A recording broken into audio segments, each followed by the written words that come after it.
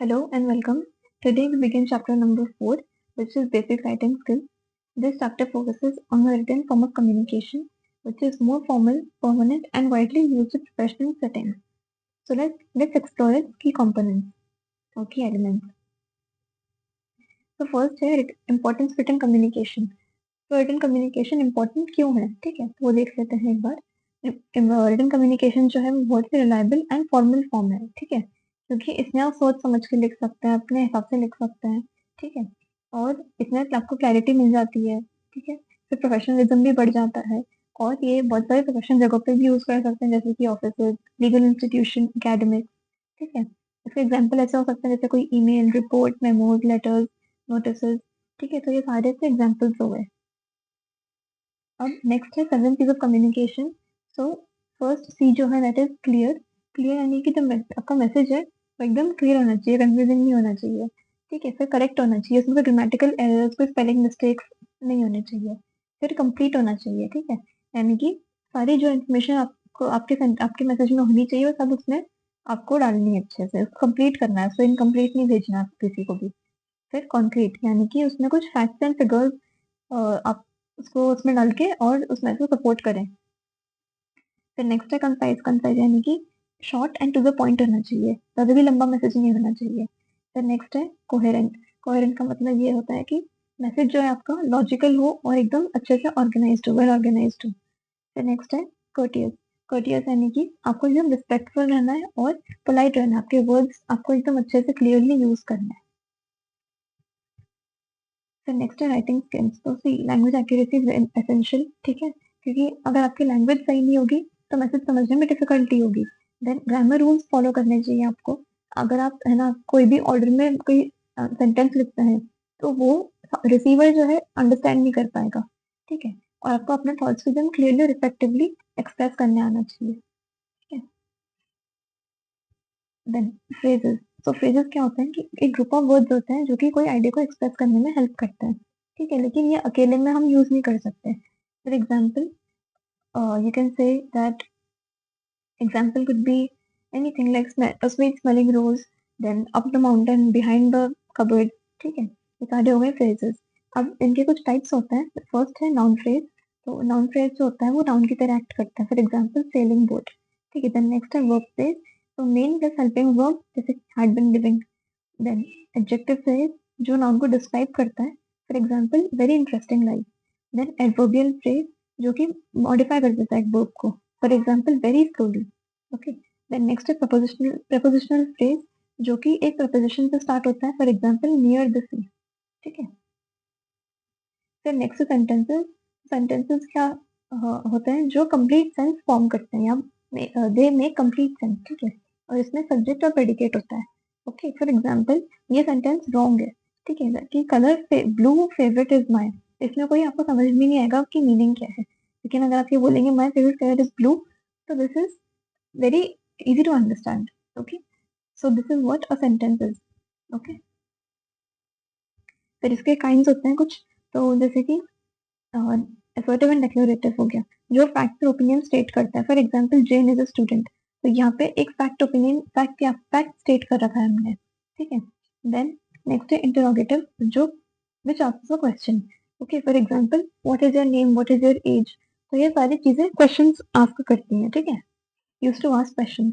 Then imperative, so gives the command or request. For example, please lend me your book, shut the door. ये सारी चीजें जो है ये imperative में आ जाती हैं. फिर next है exclamatory. Exclamatory which shows strong feeling, ठीक है. For example, what a shame, ठीक है. तो ये हो गया एक exclamatory sentence. Okay. Then next है parts of speech. तो there are 8 parts of speech. First है noun, ठीक है. तो नाउन जो होता है वो एक पर्सन को या फिर कोई थिंग को या फिर कोई प्लेस को नेम करने में हेल्प करता है, ठीक है. फॉर एग्जाम्पल किसी का नेम हो गया जैसे कि राम, कोई जगह का नाम हो गया जैसे लंदन, ठीक है. Then pronoun. प्रोनाउन जो होता है वो रिप्लेस करता है नाउन को by using I, he, she, it, they, ठीक है. देन नेक्स्ट होता है वर्ब जो कि डिस्क्राइब जो कि एक एक्शन को स्टेट करने में हेल्प करता है, ठीक है. For example go from here, तो गो जो है वो वर्ब हो गया, ठीक है. कम हियर तो कम जो है वर्ब हो गया, ठीक है. फिर नेक्स्ट है एडवर्ब. तो एडवर्ब जो होता है वो मॉडिफाई कर देता है वर्ब, एडजेक्टिव या एडवर्ब को। Okay, for example quickly, very, ये सारे। देन नेक्स्ट है एडजेक्टिव। एडजेक्टिव जो होता है वो डिस्क्राइब करता है नाउन या प्रोनाउन को। For example the weather is cold, so cold जो है दैट इज एडजेक्टिव। ठीक है, शी इज यंग, यंग जो है that is adjective which is describing the girl. Okay, फिर नेक्स्ट है प्रपोजिशन। प्रपोजिशन क्या करता है कि रिलेशनशिप शो करता है। ठीक है, for example in, on, for, because, ये सारे चीजें प्रपोजिशंस हो गई। फिर कंजंक्शन, सॉरी बिकॉज जो है कंजंक्शन में आएगा, रियली सॉरी। सो कंजंक्शन में आ जाएगा जो वर्ड्स को ज्वाइन करते हैं, ज्वाइनिंग वर्ड्स जो बोलते हैं। ठीक है, फॉर एग्जाम्पल एंड, बट या फिर बिकॉज, ये सारी चीजें जो है कंजंक्शन में आती है। देन नेक्स्ट है इंटरजेक्शन। इंटरजेक्शन जो होता है वो इमोशंस एक्सप्रेस करने के लिए हेल्प करते हैं। For example wow, you clear the exam, oh you didn't clear the exam. ठीक है, तो ये वाओ एंड ओ जो है ये हो गया इंटरजेक्शन। ठीक है, फिर नेक्स्ट है आर्टिकल्स। तो आर्टिकल्स जो होता है वो एक वर्ड है जो कि मॉडिफाई करते हैं नाउन को। ठीक है, and they can be indefinite as well as definite.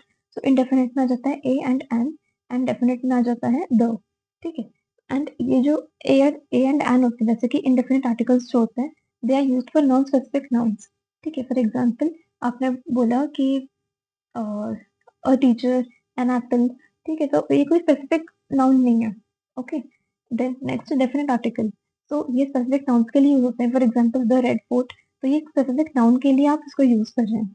Okay, for example एक ऐसा एग्जाम्पल ले सकते हैं कि कोई टीचर है वो स्टूडेंट से बोल रही है कि there is a duster on the desk, get the duster.